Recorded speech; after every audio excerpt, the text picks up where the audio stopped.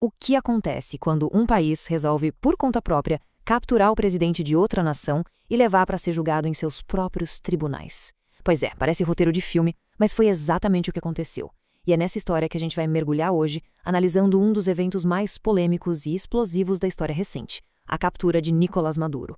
É um caso que fica ali naquela linha tênue entre uma operação policial e um ato de guerra. Bora entender como é que essa história se desenrolou?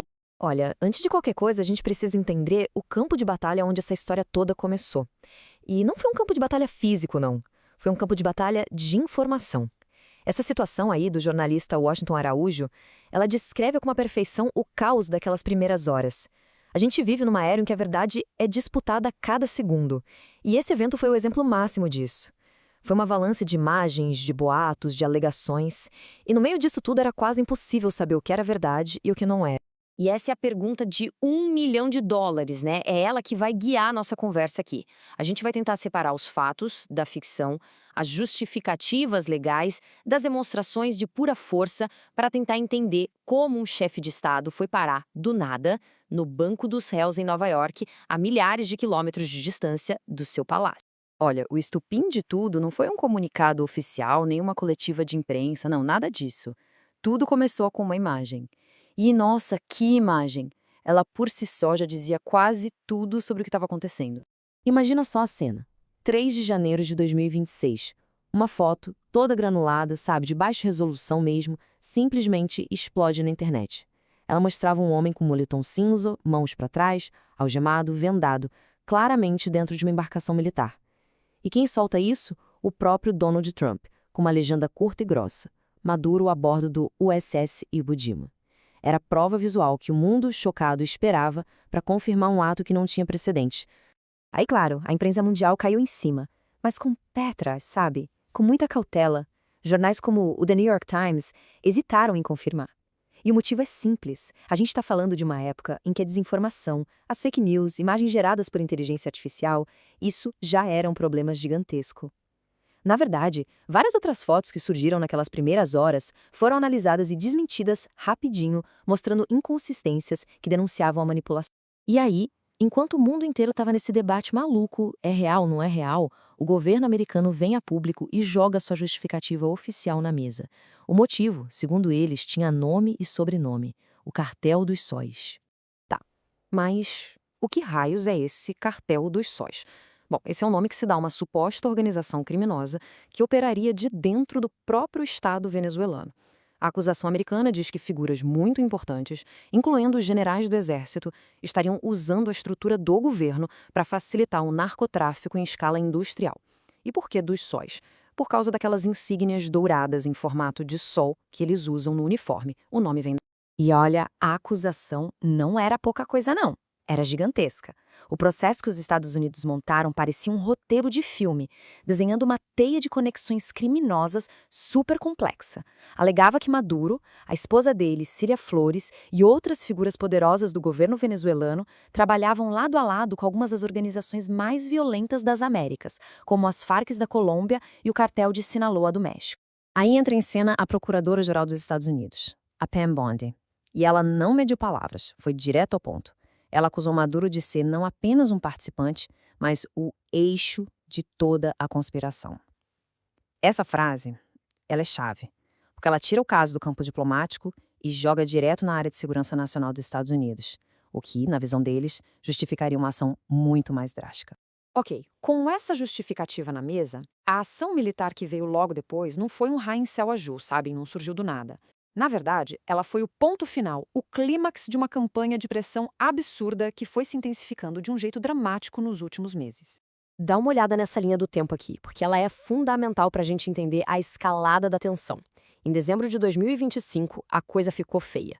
Começou com a apreensão de um navio petroleiro, um golpe direto na economia. 10 dias depois, a coisa aperta. Outro navio é tomado e os Estados Unidos anunciam o que era, na prática, um bloqueio naval. Na véspera de Natal, olha o nível que a coisa chega. Um ataque de drone da CIA atinge um alvo em território venezuelano. E para fechar o ano, no dia 31, mais sanções econômicas. Cada passo foi friamente calculado para encurralar o regime, preparando o terreno para a operação final, em Caracas, no dia 3 de janeiro. Bom, a operação militar em Caracas foi papum, rápida, cirúrgica E o que se seguiu foi um espetáculo, tanto midiático quanto jurídico, que mudou o foco do mundo inteiro de Caracas para um tribunal federal em Manhattan.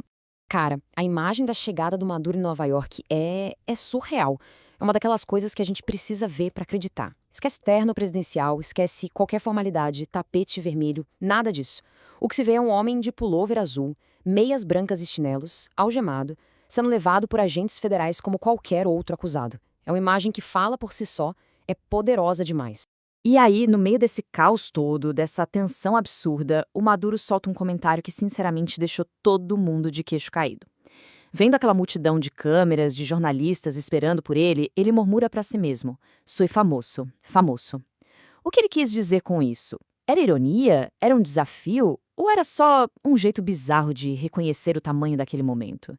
Fica a pergunta no ar. Bom, uma vez em solo americano, a coisa fica séria. A realidade da justiça bateu na porta. E as acusações formais apresentadas no tribunal são pesadíssimas. Conspiração para cometer narcoterrorismo, conspirar para importar cocaína, e não é pouca não, são toneladas. Posse de armamento pesado tipo metralhadoras, coisas de guerra mesmo, e claro, corrupção. Cada uma dessas acusações sozinha já pode dar décadas de prisão. E aí, frente a frente com o juiz, a resposta de Maduro foi uma palavra só: curta, grossa e direta: inocente. Pronto. Com essa única palavra, estava declarada oficialmente a batalha legal talvez mais espetacular das últimas décadas. Ficou claro que não ia ter acordo, não ia ter negociação. Ia ser um confronto total dentro do tribunal. Essa declaração de inocente do Maduro, claro, jogou a discussão para um outro patamar, muito além do tribunal ou do campo de batalha. A pergunta que todo mundo começou a se fazer foi: tá, mas o que essa captura significa de verdade para a ordem mundial? E é aqui que a gente vê o choque de dois mundos, duas narrativas que não se conversam. De um lado, os Estados Unidos batendo o pé: olha, isso foi uma ação legítima da lei, a gente prendeu um criminoso perigoso para proteger vidas americanas. Do outro lado, boa parte do mundo e um monte de especialistas em direito internacional gritando: isso é uma violação gravíssima da soberania de um país, um ato que pode até ser chamado de sequestro, passando por cima da ONU e de tudo. São duas visões de mundo completamente irreconciliáveis. E claro, as consequências disso tudo foram imediatas, se espalharam pelo mundo como um rastilho de pólvora. Na geopolítica, muitos viram isso como um recado direto para a China, que é uma grande parceira da Venezuela.